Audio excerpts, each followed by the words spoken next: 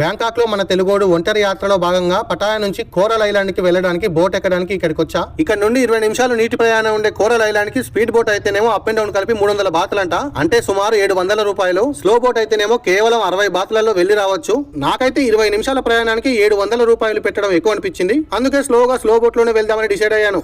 Life అందరికీ ఒకేలా ఉండదు మామ. ఒక పక్క దేశ విదేశాల నుండి టూరిస్టులు లుంగీలు కట్టుకొని ఫుల్ గా ఎంజాయ్ చేయడానికి బ్యాంకాక్ వస్తుంటే, ఇంకొక పక్క ఈ థాయ్ అక్క అదే టూరిస్టుల మధ్యలో మండు టెండలో మిట్ట మధ్యాహ్నం నిలబడి మరీ పుల్ ఐస్ లో అమ్ముతుంది. పాపం ఎన్ని కష్టాల్లో ఉందో ఏమో. ఒక్కొక్క పుల్ ఐస్ 20 బాతులంట, అంటే సుమారు 50 రూపాయలు. నేనైతే ఈ అక్కకి గిరాకీ కావాలనే ఉద్దేశంతో నా గొంతు బాలేకపోయినా సరే ఒక 2 ఐసులు తీసుకున్నాను. మీకు కూడా తీసుకొద్దాం అనుకున్నా గానీ నేను ఈ బ్యాంకాక్ నుండి ఇండియా వచ్చేలోపు పుల్ ఐస్ లో ఐసు కరిగిపోయి పుల్ల మాత్రమే మిగులుద్దని తేలేదు నా లుంగిలోది.